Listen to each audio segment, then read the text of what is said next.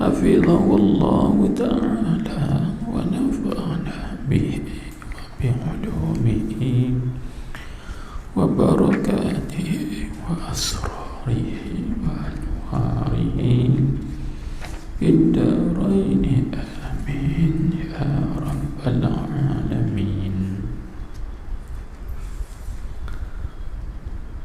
Dan kerana firman-Nya, firman Allah Ta'ala dalam hadis Qudsi, itu situ. Baik.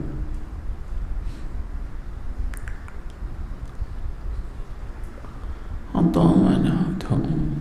Atau pada kata kerana firman siapakah yang memperkenankan doa orang yang menderita apabila ia berdoa kepadanya? Tahu situ. Dan kerana firman-Nya, firman Allah Ta'ala dalam hadis Qudsi, yaitu man syaghalahu dzikri an masalati a'taituhu afdala ma u'tiya as-sa'ilina. Itu as-sa'il lafaznya.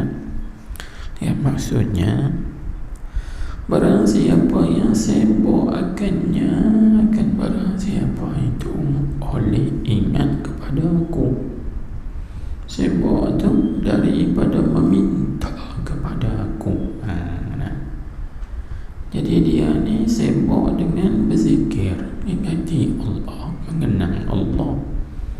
Dia tak minta banyak.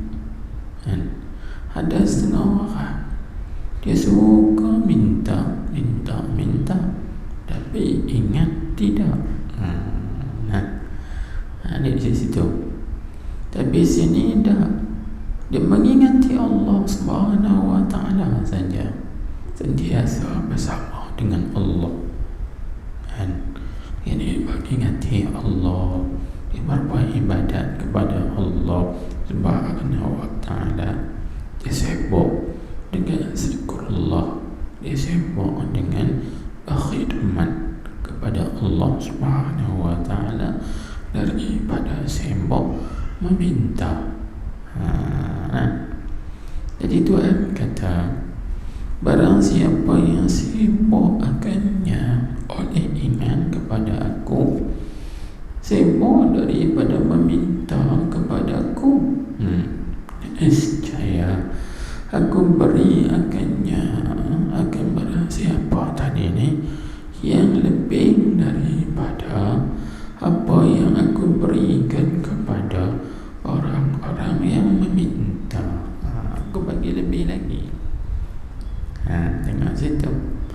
Jadi di sini kita kena ambil pengajaran lah, bahawa dalam situasi dan juga keadaan kita sekarang ini, maka lebih baik kita banyak mengingati Allah. Lebih baik kita banyak mengenang Allah Subhanahu wa Ta'ala. Lebih banyak kita lebih banyak kita bersama Allah, berkhidmat kepada Allah. Jadi bila kita sibukkan diri kita dengan zikrullah itu, Tuhan bagi apa sahaja, bahkan Tuhan bagi lebih lagi daripada orang yang meminta. Asalkan kita kun Allah, orang yang bersama dengan Allah Subhanahu wa Ta'ala. Kita jangan bersama dengan waktu, kita jangan bersama dengan makhluk. Kalau kita bersama dengan waktu, maka waktu itu dia berubah. Bila waktu berubah, kita juga berubah.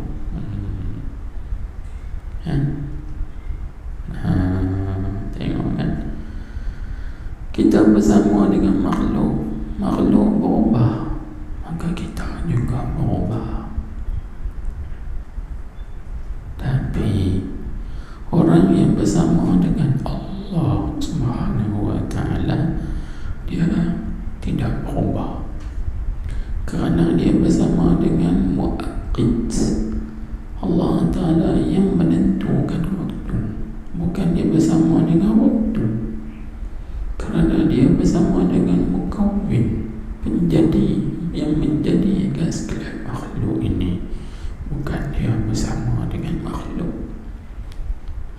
kita berubah. Sebab tu kan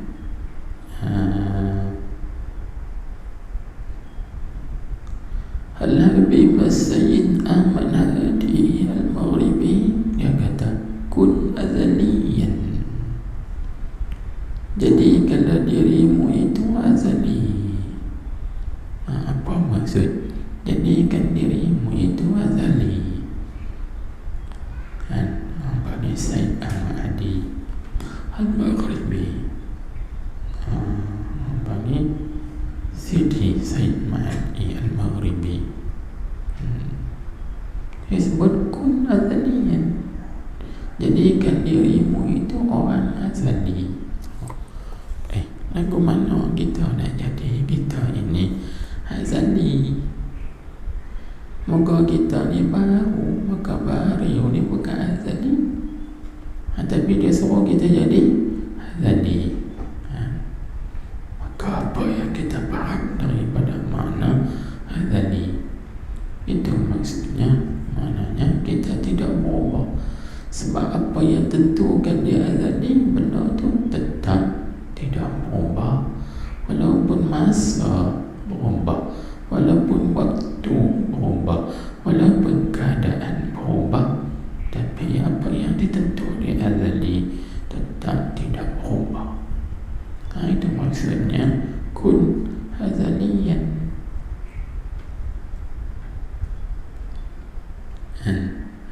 Yang itu baik. Maka macam itulah kita ini, jadikan diri kita ini keberadaan bersama Allah. Maka orang yang sibuk dirinya dengan mengingati Allah, mengenang Allah dan berkhidmat kepada Allah, dia tetap tidak berubah. Ya macam tu. Sebab dia bukan bersama dengan waktu, tapi dia bersama dengan Allah yang menentukan segala waktu. Itu baik. Sebab tu tengok di sini kan, dengan kata kerana sibuk engkau dalam takut engkau dan menderita engkau daripada meminta engkau akan Allah dengan ingat kepadanya itu, ingat kepada Allah itu mewajibkan, yakni mensebabkan ia mana ia ingat kepada Allah atau sibuk engkau tu dan kepada Allah itu bagi engkau akan kelepasan daripada barang yang engkau takutinya. Ya, barang. Jadi lagu mana nak faham? Lagu mana nak faham? Yalah, tengok kan. Kalau tengok dengan baik-baik, maknanya kalau kita berada di dalam keadaan atau situasi takut, dan contohnya macam sekarang kita takut bang, takut COVID, takut corona, takut itu ini dan sebagainya. Baik, dalam kondisi ataupun dalam keadaan yang kita takut dan bimbang sekarang, kalau kita sibukkan kita dengan mengingati kepada Allah di dalam keadaan kita takut ni, terbimbang, tapi kita ingat kepada Allah, insya-Allah Allah Ta'ala akan melepaskan kita daripada ketakutan tadi. Ini maksud yang disebut mewajibkan dia bagi engkau akan kelepasan daripada barang yang engkau takuti, asalkan engkau bersama Allah, engkau ingat kepada Allah waktu ketika engkau takut dan engkau bimbang itu, insya-Allah kan di situ engkau bersengkau baik pula dengan Allah Subhanahu wa taala, maka Allah Subhanahu wa taala akan lepaskan engkau daripada ketakutan dan kebimbangan tadi. contoh. Kita tengok contoh. Satu contoh, kita tengok contoh Nabi Musa alaihi salam.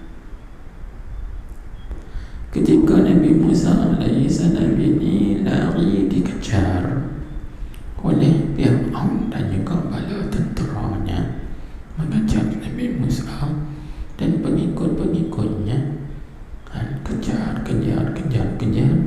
Akhirnya Nabi Musa sampai di tepi laut. Bila sampai tepi laut, tak ada jalan dah, kan? Nak lari mana ni? Nak terjun dalam laut. Laut bukannya jangkau, laut dalam luai. Maka umat ataupun kaum ataupun pengikut Nabi Musa alaihi salam kata dekat Nabi Musa, wahai Nabi Musa, kita nak patah balik, di belakang kita ada Fir'aun dan bala tenteranya mengejar kita. Kita nak pergi ke depan, ada laut. Baik, kita nak pergi ke mana? Jawab Nabi Musa alaihi salam, inna ma'i, apa ayat Quran tadi lagi akan datang kita baca, inna ma'i rabbi sayahdin.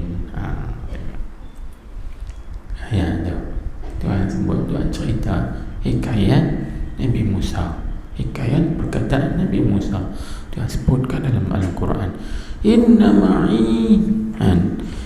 ma'i ya rabbi sayahdin, dalam surah Asy-Syu'ara ayat 62. Sesungguhnya bersama aku ni Tuhanku, sayahdin, dia akan menunjuk kepada aku akan jalan kelepasan. Cuba kita tengok.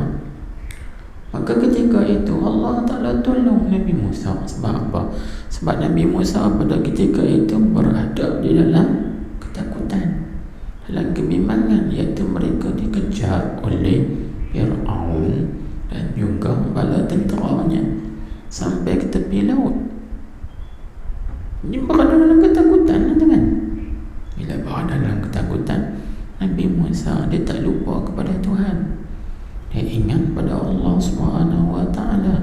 Maka Nabi Musa kata, inna ma'iya rabbi, sesungguhnya bersama aku ni Tuhan aku, sayahdina, selagi menunjuk ia akan aku, ay tariqan najati minhum, jadi menunjuk ia akan jalan kelepasan daripada mereka itu. Maka ketika itu Tuhan firman, fa'auhayna ila Musa an alqi asak, ini drib kan bi asak ayat. Maka kami pun wahyu kepada Nabi Musa, ya Musa, pukul tongkatmu kepada laut itu. Nabi Musa pun pukul tongkat ke laut, laut pun terbelah jadi lorong, kan? Maka Nabi Musa dan pengikut-pengikutnya turun berjalan dalam lorong sampai di sebelah sana selamat. Ini tengok ayatnya, kan, kita sebut ni, yang kata apa? Melepaskan, dia kata mensebabkan ia bagi engkau akan kelepasan daripada barang yang engkau takuti. Itu satu contoh. Macam kan sekarang kita, kalau orang dah sebut takutlah COVID-19, takutlah berjangkit, kita berada dalam keadaan takut dan bimbang. Cuba kita ingat Tuhan, kembali kepada Allah, dan PKP, pulang kepada Pencipta, kembali kepada Allah SWT, ingat kepada Dia, mengenang Dia, ingat kepada Dia. Maka kita ingat Allah dalam ketakutan, itu sebab bagi kita ini mendapat kelepasan, keselamatan daripada ketakutan tadi.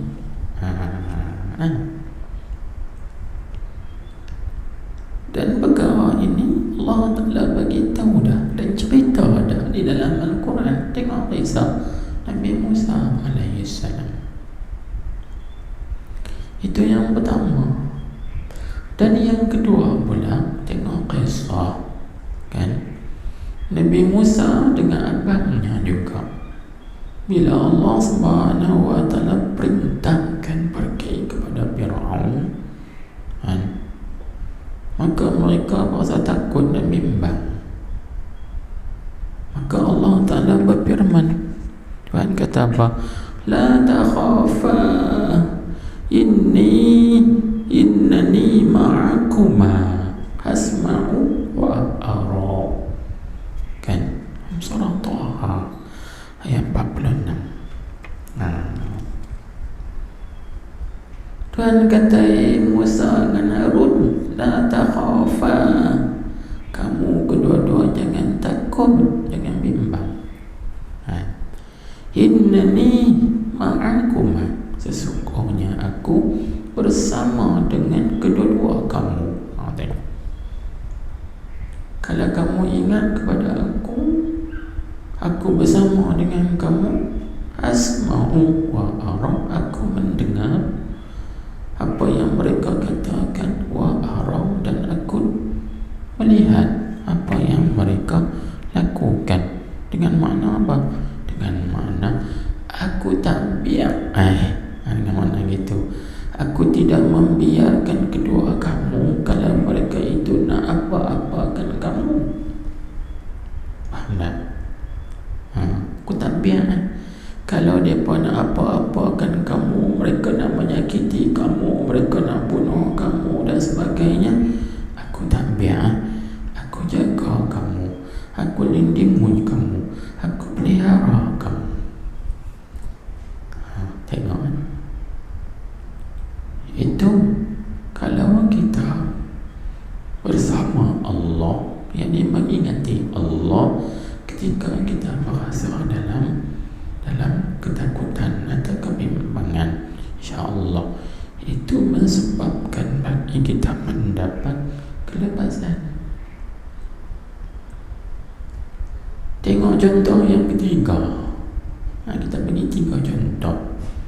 Iaitu contoh Nabi kita Muhammad sallallahu alaihi wasallam dengan Sayyiduna Abu Bakar As-Siddiq radhiyallahu anhu ketika berada dalam gua.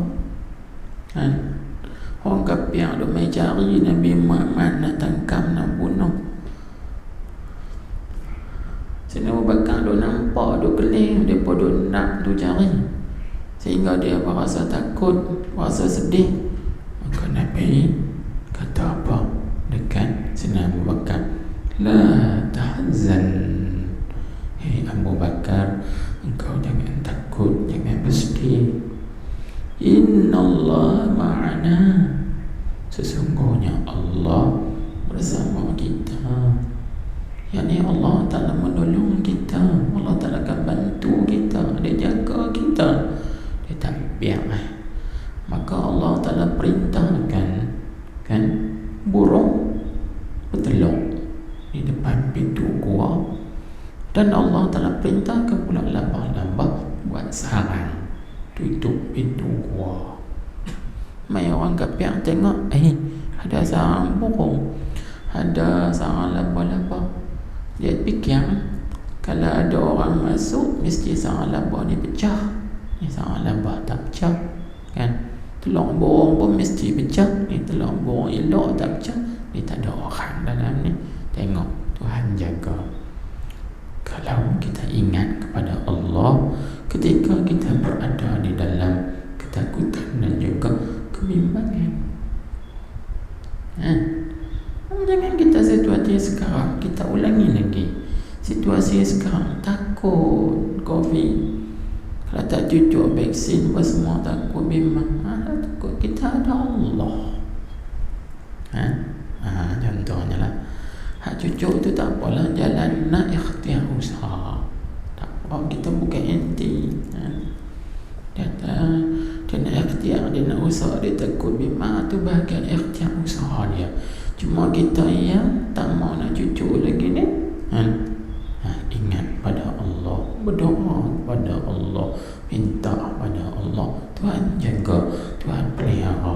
Kita ingat ke dia, insya-Allah dia jaga kita, dia pelihara kita.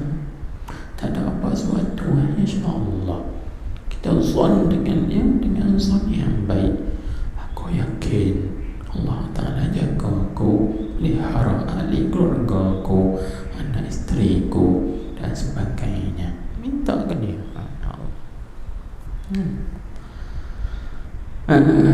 Ini ya maksudnya yang kita sebut lah. Dia kata apa? Kerana sibuk engkau dalam takut engkau dan menderita engkau, sibuk daripada meminta engkau akan Allah Ta'ala, sibuk tu dengan ingat kepadanya, itu mewajibkan, yakni mesebabkan ia bagi engkau akan kelepasan daripada barang yang engkau takuti, engkau bimbangi. Dan seperti itulah maka qiyas olehmu pada tiap-tiap perkara yang engkau dapatinya, perkara yang tiada selesai. Apa perkara yang tak selesai, kita ingatkan Tuhan, insya-Allah Tuhan selesaikan atau Tuhan permudahkan. Apa-apa saja dan kesulitan, kepayahan yang menimpa kita, maka kita ingat ke Tuhan, minta ke Tuhan, dan munajat kepada Tuhan. InsyaAllah Tuhan akan buka jalan atau tunjuk jalan kelepasan daripada kesulitan-kesulitan, kepayahan tersebut. Itu maksudnya. Seperti itulah maka qiyas olehmu pada setiap perkara yang kau dapatinya, perkara yang tiada selesai. Apa yang tak selesai, tak beres, yang bagi insya-Allah, dan minta Allah Ta'ala bereskan. Apa lagi? Contoh kita hutang banyak, contohnya lah, tambah PKP ni kita ambil kereta, berapa bulan dah tak bayar kereta, takut bank tahu, kesulitan juga kan. Sebulan kena bayar 3-4 ribu, hutang-hutang lain lagi, sewa kedai lagi, lain sewa rumah lagi, dan sebagainya lagi. Orang yang ada hutang banyak, nak bagaimana ni? Ni kesulitan, kepayahan. Inilah cara dia. Ingat pada Allah, dekatkan diri kita kepada Allah, munajat kepada Allah, minta pada dia, Allah Ta'ala tunjukkan jalan kelepasan, jalan penyelesaian daripada perkara-perkara yang kita bimbangkan. Mudah. Jangan tinggal Tuhan sudah. Masalahnya sekarang kita dah fikir cerdik kita, aku nak buat ke mana, aku nak pulang ke mana, aku nak pusing ke mana ni bagi lepas. Salah. Jangan serah kepada kepikiran kita, kemahiran kita dan sebagainya. Jangan. Tapi kita serahkan kepada Allah Subhanahu wa Ta'ala, bagi Allah Ta'ala selesaikan, kerana dia lebih mengetahui jalan penyelesaian itu. Yang penting kita jangan tinggal dia. Hendaklah kita bersama, yakni berada keberadaan bersama dengannya. Jangan lupa pada dia. Kan? Itu ya. Baik. Maka tengok lagi sebut. Dia kata, maka jika engkau ingat akannya, akan Allah Ta'ala itu, ketika liar hati engkau ni liar, maksudnya apa? Liar hati, serabut. Serabut hati kita, serabut. Itu maksud liar hati, serabut dengan urusan itu, urusan ini. Itu mana hati lihat, hati tak tetap kan? Hati kita tak tetap, tak tenang bagi. Jadi kalau kita ingat Allah ketika tu apa jadi? Nescaya menjinak ya Allah akan hati engkau itu dengan mengingatinya, mengingati Allah. Tengok kan? Bila kita ingat Allah, akhirnya dapatlah ketenangan, tumanina. Tengok dalam Al-Quran kan Allah Subhanahu wa ta'ala berfirman, ala bizikrillahi tatma'innul qulub. Tuhan sebut, ketahuilah dengan mengingati Allah, menyebut Allah itu menenangkan segala hati. Jadi hati-hati kita menjadi tenang. Bila kita ingat Allah, hati tenang. Bila tenang, dia buat keputusan pun tenang. Jadi orang yang hatinya tak tenang, maka dia buat keputusan pun dalam keadaan kelang kabut. Dia tak tenang. Jadi semuanya akan menjadi tenang. Rumah tangga jadi tenang, hubungan suami isteri menjadi tenang, hubungan kita dengan anak-anak kita menjadi tenang, hubungan kita dengan adik-beradik kita menjadi tenang, jiran tetangga kita menjadi tenang. Semuanya tenang apabila hati tenang. Tapi bila hati kita tak tenang, semua menjadi serabut. Buat keputusan pun serabut. Kita, hubungan kita dengan orang lain pun jadi serabut. Semua jadi serabut. Apabila hati kita tidak tenang, dengan mana hati kita sempit. Bila hati kita sempit, hati kita ini suka menyalahkan orang lain. Kita yang betul, orang lain semua tak betul. Itu hati sempit. Sedangkan hati kita ini sebenarnya lebih luas lagi daripada 7 lapis bumi dan 7 lapis langit. Lebih luas lagi daripada 7 lapis bumi dan 7 lapis langit. Mana dalilnya? Dalilnya dalam hadis kursi. Allah Ta'ala berfirman, ma wasa'ani ardi wala sama'i walakin wasa'ani qalbu abdil mu'mini. Disebut tidak meluaskan daku oleh bumiku dan juga tidak langitku. Kita tengok bumi ni luas, tapi Tuhan kata bumi ni tak luas lagi. Langit tu lagi luas, tapi Tuhan kata langit tu tak luas. Tapi yang meluaskan daku ialah qalbu abdi al-mu'min, iaitulah hati hamba-Ku. Tuhan kait hamba-Ku yang beriman. Jadi kait ini nak gelar orang kafir. Orang kafir hatinya sempit. Hati orang yang beriman ni luas, lebih luas lagi daripada langit dan bumi. Tapi kenapa kita jadi sempit? Jawabnya kita lalai, kita lupa pada Allah Subhanahu wa ta'ala. Itu orang yang menjadi hati sempit. Hati sempit itu dibagi serabut, liak, dipanggil liak.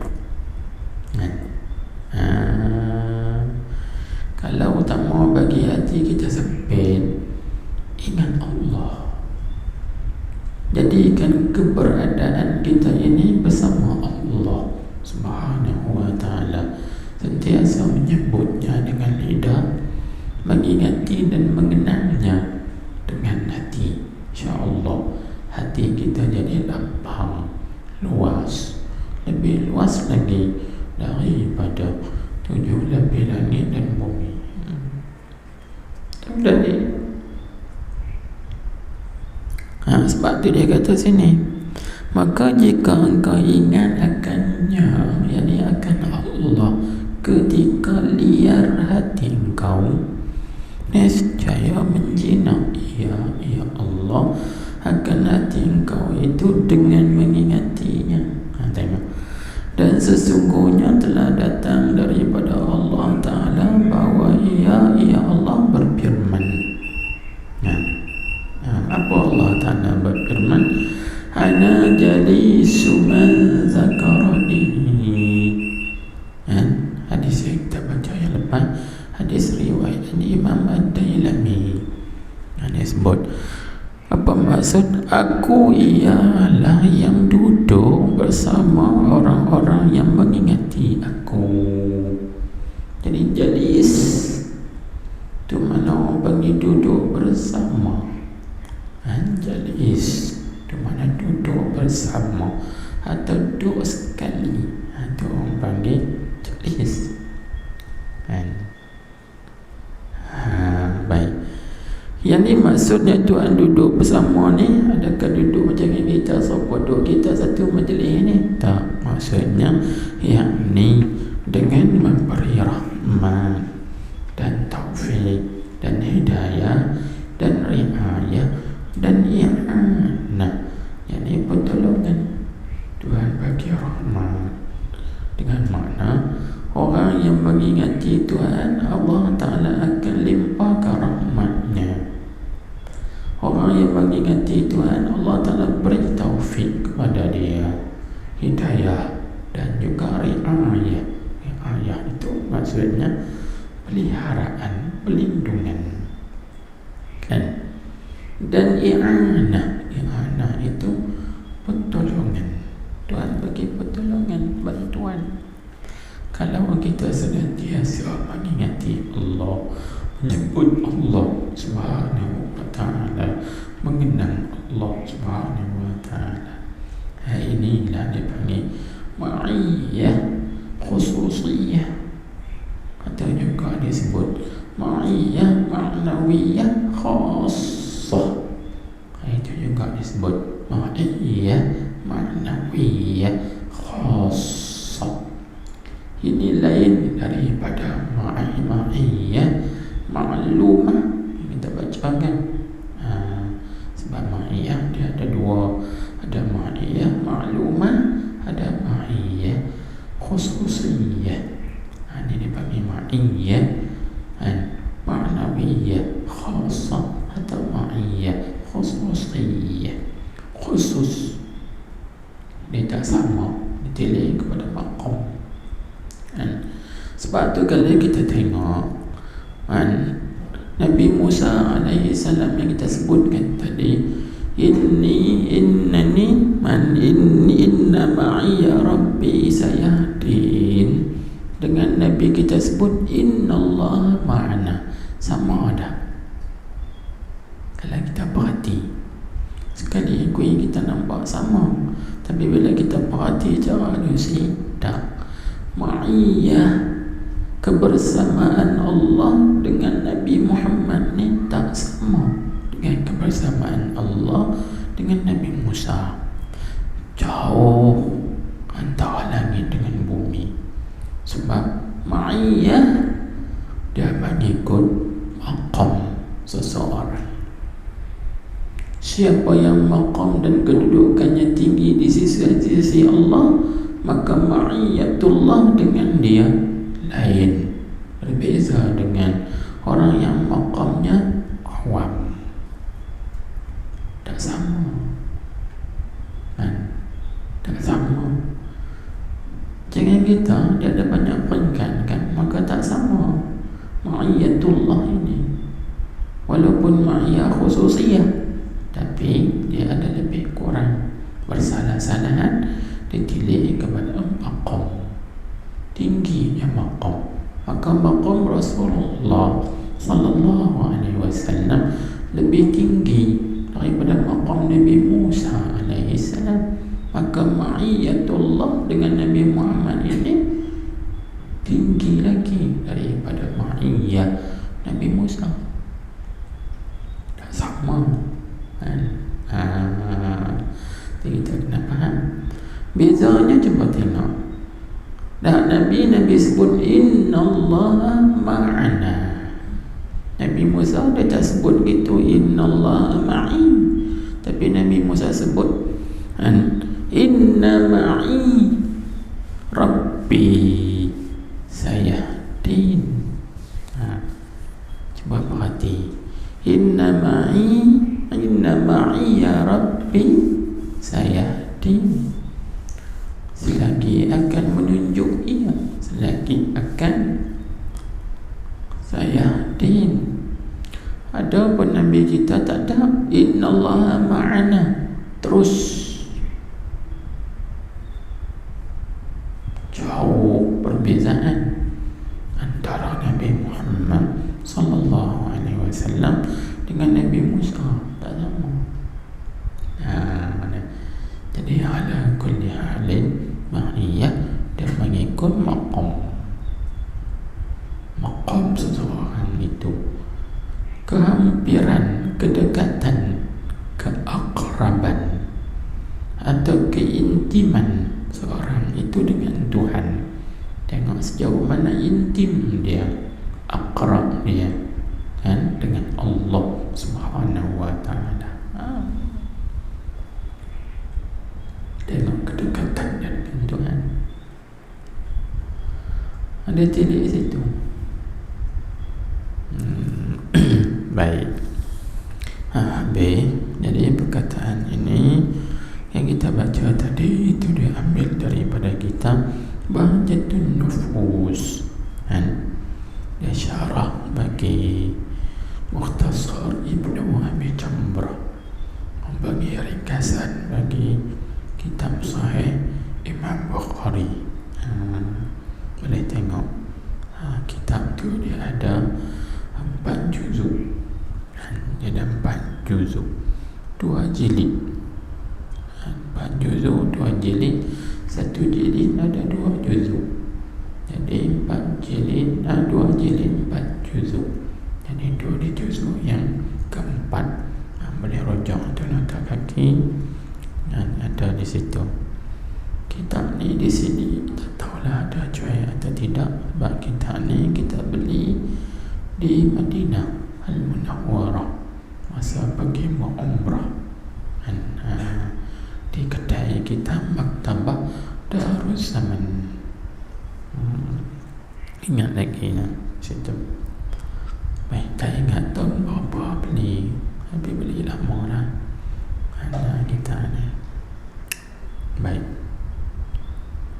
keistimewaan kitab itu di belakangnya ada kitab Al-Mara'i Al-Hisan.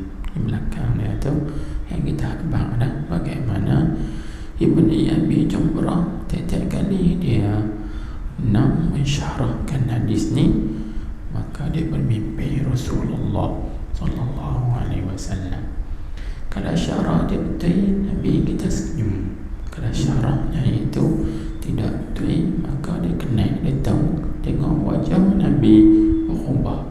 Dia tahu dia syarah tu ada sikit silapnya, maka dia betul. Atau Rasulullah sallallahu alaihi wasallam perbetulkan syarah dia. Ini hebat kan ulama-ulama dulu. Nak syarah, dia bukan syarah ikut otak fikiran sendiri. Dia dipandu kan. Ada orang yang memandu mereka nak syarahnya begini. Kalau tak betul syarah dia tegak terus. Allah hebat kan. Tengok. Baik, maka kita tengok yang ini sebut. Dan berkata Maulana Al-Imam Al-Hujjah Al-Syeikh Abdullah Sirajuddin Al-Hasani radhiyallahu anhu. Ini ulama Syria Ali ngaji, Ali jumpa kat saya, tak jumpa, kenal tak kenal, nama ngaji Syria tak kenal ulama. Masya Allah, tak kenal lah dia ulama kurun yang keberapa, kita belakang dah. Maka Syekh Abdullah Sirajuddin ni pun hebat, tiap-tiap malam bermimpi Rasulullah sallallahu alaihi wasallam. Kan?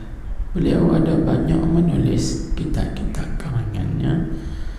Dia cerita yang kata dia bermimpi Rasulullah tiap-tiap malam ni dalam kitabnya Sayyiduna Muhammad sallallahu alaihi wasallam. Itu menceritakan tentang riwayat hidup Nabi. Kan? Menceritakan tentang syama'il Nabi, menceritakan tentang sifat-sifat kepujian Nabi sallallahu alaihi wasallam. Terbaik juga kitab tu, dekat tengah 2 inci juga. Bagus, cari kita ada. Baik. Jadi dia kata apa? Dia kata, maka ada pada hadis qudsi ini, yakni hadis qudsi kita baca ni, mana ana inda zanni abdi bi wa ana ma'ahu idza zakarani, wa fi riwayatin wa ana ma'ahu hina yazkuruni. Ni kita baca, tengok balik matan hadis di awal kita kan. Tengok balik matan hadis dia tu, yang di panggil apa, di awal kitab, di muka surat di kau. Ana inda zanni abdi wa ana ma'ahu idza dzakarani, bi riwayatin wa ana ma'ahu hina yazkuruni, sampai habislah. Kan? Baik. Jadi dia kata, maka ada pada hadis qudsi ini targhibat, maknanya beberapa perkara yang menggemarkan,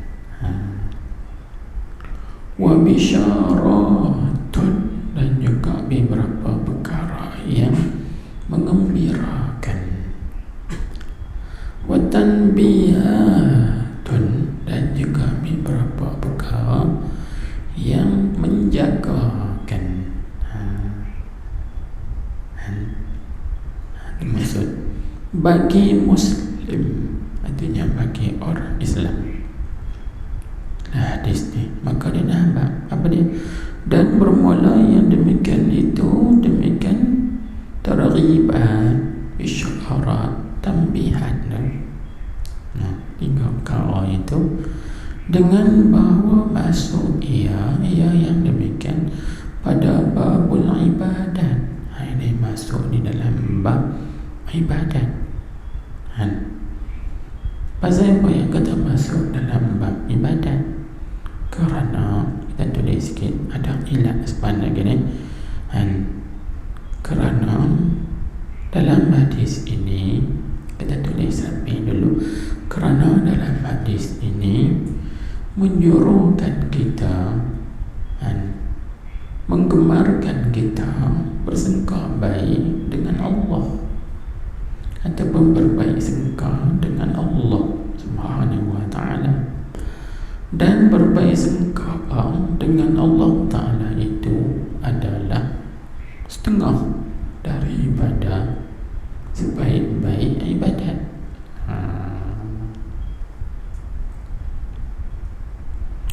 Seperti hadis yang diriwayatkan oleh Imam Abu Dawud daripada Abi Hurairah radhiyallahu anhu, daripada Nabi sallallahu alaihi wasallam bersabda. Tulis bahasa Arabnya, husnul dhanni min husnil ibadati, husnul dhanni min husnil ibadati. maksudnya bermula berbaik sangka itu setengah daripada sebaik-baik ibadat. Itu setengah daripada keelokan, kebagusan ibadat. Jadi ibadat yang baik, maksud adalah ibadat yang baik. Situ kan dalam hadis tu Nabi sebutkan, ana inda zanni abdi, aku ini di sisi sangkaan dan juga harapan hamba-Ku pada aku. Ini namanya targhiban. Itu namanya juga bisyarat. Itu menggemarkan kita supaya kita bersangka dengan Allah. Itu juga berita gembira. Orang yang berbaik sangka dengan Allah, maka mengikut sangkaan dia. Kalau ketika dia berdoa, dia baik sangka dengan Allah, Allah Ta'ala terima doanya, maka Tuhan terima doa dia. Gitu. Kalau waktu ketika dia bertaubat, kan, maka dia baik sangka dengan Allah, Allah Ta'ala terima taubatnya, maka taubatnya diterima. Kalau waktu ketika dia mengerjakan amal soleh, kan, maka dia baik sangka dengan Allah, Allah Ta'ala terima amal solehku ni, maka dia terima amal soleh dia. Ini semua bisyarat, berita-berita gembira dipanggil. Itu yang Syekh disebut sini ni. Ada pada hadis qudsi ini targhiban, isyarat, tanbihat. Baik. Wal hal, tengok kita balik. Wal hal bersangka baik ia dengan ia Muslim itu dengan Allah Ta'ala. Tengok, itu jadi ibadat. Kerana apa? Ni ya. Kerana husnuzan dengan Allah Ta'ala itu setengah daripada ibadat. Ini dia apa? Setengah daripada ibadat. Seperti mana dalam hadis yang diriwayatkan oleh Imam Abu Daud yang kita bagi tadi, daripada hadis Abi Hurairah radhiyallahu anhu. Abu Hurairah meriwayatkan daripada Nabi sallallahu alaihi wasallam, maka Nabi kita bersabda, husnuzan min husnil ibadah. Kami sebut tadi. Baik. Maka tengok, maka Allah Ta'ala itu di sisi engkau dengannya, dengan Allah. Tengok, di sisi engkau dengannya, dengan Allah. Kita tulislah sikit. Jika engkau sangka, kan, diijabahkan ketika engkau berdoa, maka bagi engkau yang demikian itu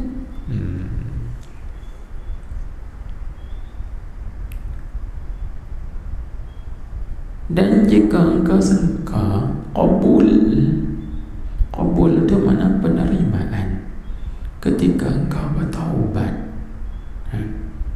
maka bagi engkau yang demikian itu jatuh juga. Dan jika engkau sangka maghfirah, keampunan ketika engkau beristighfar, maka bagi engkau yang demikian itu, demikian maghfirah. Satu lagi, dan jika engkau sangka qabulil amal, penerimaan segala amal ketika engkau mengerjakan amalan, maka bagi engkau yang demikian itu, demikian qabul, penerimaan tadi, maka qiyaskanlah dengan yang lain-lain lagi, apa sajalah. Jangan sebut tadi kan. Kalau kita berada dalam keadaan takut dan bimbang, maka kita bersangka dengan Allah, mana Allah Ta'ala akan lepaskan kita daripada kebimbangan.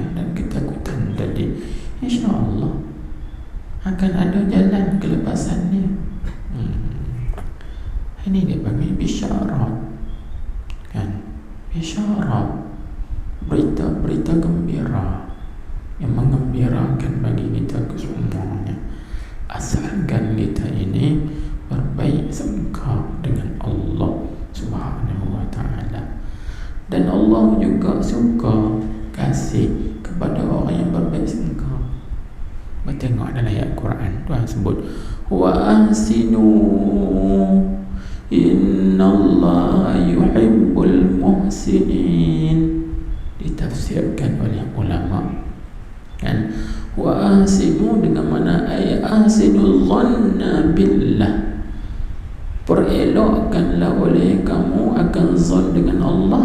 Innallaha yuhibbul muhsinin, ay muhsinin dengan makna muhsinin zanna billah, sesungguhnya Allah Ta'ala suka dan kasih orang yang berbaik sangka dengan Allah. Itu ditafsirkan oleh ulama kan. Ayat Quran pun semua begitu, wa ahsinu, ada wa ahsinu dengan mana berbuat ihsan lah. Tapi sini bukan mana tu ahsinu dengan mana bersangka baiklah dengan Allah. Innallaha yuhibbul muhsinin, muhsinin di sini jangan terjemah sesungguhnya Allah Ta'ala suka kepada orang yang berbuat baik, tak. Muhsinin di sini dengan mana muhsinin zanna billah, sesungguhnya Allah Ta'ala itu suka kepada orang yang berbaik sangka dengan Allah. Jadi tafsirkan baik. Maka tengok lagi sebut ikut zon, maka masuk olehmu pada zikir dan sekalian ibadat dan qurubat. Qurubat itu mana ta'at, sekalian ta'at. Padahal engkau itu masuk tadi, padahal engkau itu bersangka baik dengan Allah. Lagu mana? Taswir dengan bahawa ditaswir bagi kata sangka baik dengan Allah itu dengan bahawa menerima ya Allah daripada engkau akan amalan engkau dan membalas, yakni memberi pahala ya Allah akan dikau atasnya, atas amalan engkau itu. Jadi kita sangka baik bila kita melakukan amal ibadat, taat kan, khidmat, maka kita berbaik sangka, kata Allah Ta'ala terima amal ibadat kita ini dan Allah Ta'ala membalasnya dengan limpah kurnianya. Pasal boleh suruh kita begitu kerana dengan ilat bagi kata masuk olehmu tu, kerana ianya Allah itu Dzul Fadlil Azim, yang mempunyai limpah kurnia yang amat besar kan, yang amat besar limpah kurnia Tuhan amat besar. Jadi dia beri pahala kepada kita, dia menerima amalan kita, itu limpah kurnia dia, bukan wajib atas dia. Itu mazhab kita ahli sunnah wal jamaah kan, atau dalam usuluddin, dalam tauhid, aqidah kita. Baik. Dan jika ada engkau itu dalam taksir yang banyak, dalam kecuaian, taksir ni dipanggil cuai atau abai ya.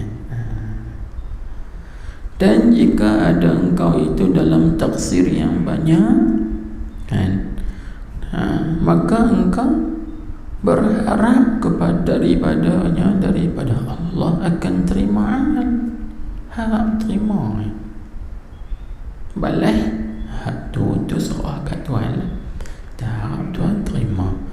Tiada kerana ikhlas engkau pada amal engkau dan sidik, yakni benar engkau dengannya, dengan amal engkau, tapi bahkan kerana atau bahkan dengan mana terima amal tu, bahkan kerana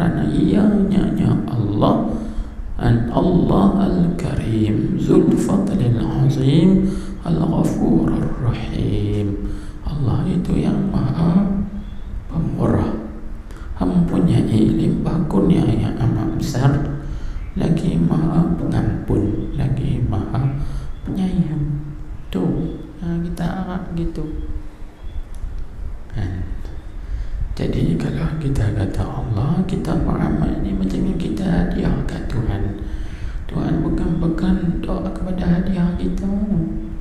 Kalau kita tengok hadiah kita ni tak tahu mana pun sebab kita cuai banyak kan. Tengok macam yang kita semayang.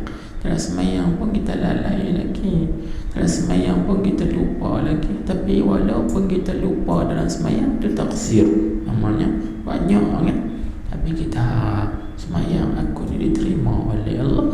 Tuhan terima tu bukan kerana ikhlas kita, bukan kerana kita, tapi dia terima itu ialah kerana limpah kurnia dia. Kerana limpah kurnia dia, anugerah dia saja. Itu yang kita harapkan. Jadi perkataan ini diambil daripada kitab At-Taqarrub ila Allah Ta'ala, talifu Maulana Al-Imam Al-Hujjah Syekh Abdullah Sirajuddin Al-Husayn Al-Hasani radhiyallahu anhu, pada muka surat 9. Bolehlah tengok kitab dia tu.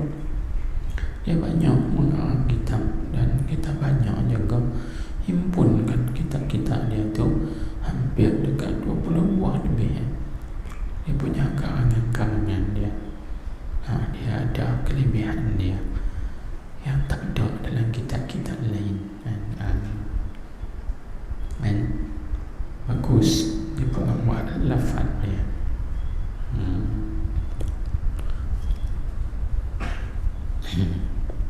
Baik.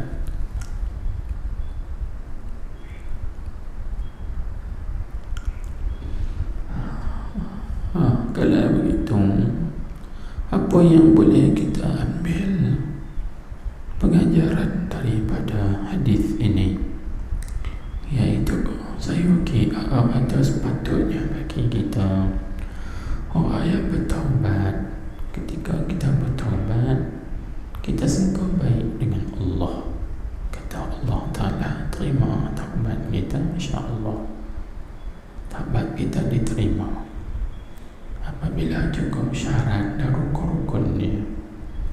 Kita juga sayuki sepatutnya dan sewajarnya bagi kita ketika kita beristighfar, minta ampun kepada Allah, maka kita bersangka baik supaya Allah Ta'ala beri maghfirah, keampunan kepada kita. InsyaAllah kita dapat keampunan tersebut kerana kita sangka baik. Kerana Tuhan kata, aku di sisi sangkaan hamba aku padaku. Kalau dia sangka baik, maka baiklah. Sebaliknya, maka sebaliknya. Gitu kan. Ambil. Dan begitu juga sepatutnya dan sewajarnya bagi kita orang yang melakukan amal ibadat ini. Ketika kita melakukan amal ibadat cukup syarat dan rukun, maka bersangka baiklah dengan Allah. Amal kita ini diterima oleh Allah Subhanahu wa Ta'ala. InsyaAllah maka amalan kita itu diterima. Baik. Dan satu perkara lagi kita kena ingat, perlu ingat, sangat-sangat perlu diingatkan. Apa dia? Iaitu jangan kita sangka baik pada Tuhan, Tuhanku ampun aku, tapi kita ini mengekani berbuat maksiat, tak bertaubat, tak beristighfar. Ini namanya apa? Ini namanya tertipu. Dan juga itu namanya semata-mata jahil. Tak boleh. Kita nak sangka baik itu mesti diperikutkan, diperiringkan dengan amal, baru jadi. Faham tak? Sebab tu Syekh Ibn Atha'illah dalam hikamnya ar-raja'u ma qaranahu al-'amalu wa illa fahiya umniyatun. Disebut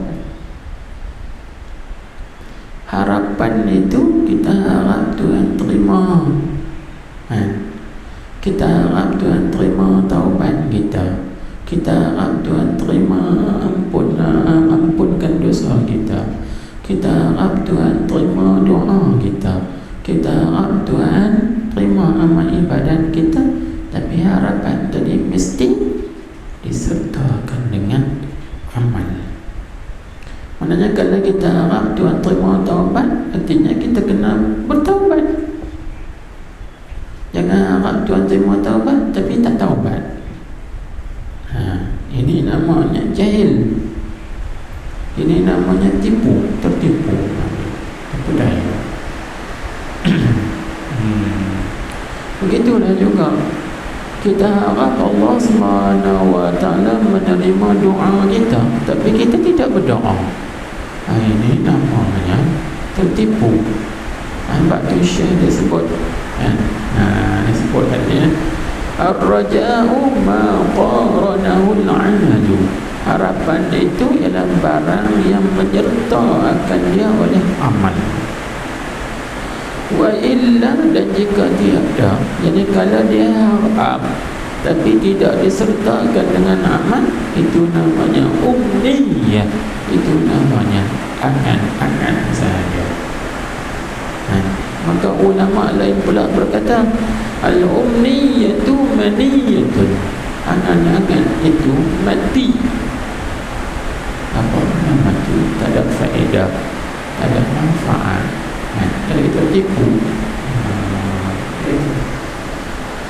Baik. Kalau kita kata pula itu perkataan Syekh Ibn Atha'illah, aku nak dalil Al-Quran. Maka kita buat main dalil Al-Quran. Tengok akhir suratul Kahfi, Allah Subhanahu wa ta'ala berfirman, Tuhan kata, faman kana yarju liqa'a rabbih falyamal 'amalan salihan wa la yushrik bi'ibadati rabbih ahada. Dalam tu faman kana yarju liqa'a rabbih, siapa yang harap nak bertemu dengan balasan Tuhannya pada hari kiamat, Tuhan kata falyamal. Ini disertakan dengan amal. Maka hendaklah ia beramal. Bahawa harapan tadi itu kena. Itu kita kena faham. Jadi sama dengan hadis ni, ana inda zanni abdi bi, aku di sisi sangkaan dan harapan hamba aku pada aku. Kalau kita sangka doa kita dikabulkan, maka syaratnya kena berdoa. Kalau kita sangka kata Allah Ta'ala ampunkan dosa kita, kita kena minta ampun. Gitu juga kalau kita sangka taubat kita diterima, maka kita kena bertaubat. Ketika bertaubat itulah kita sangka harap baik, maka insya-Allah kita akan dapat kebaikan tersebut. Allah Akbar. Kemudian kata firman-Nya, wa ana ma'ahu hina yazkuruni. Situ dululah Allah Ta'ala.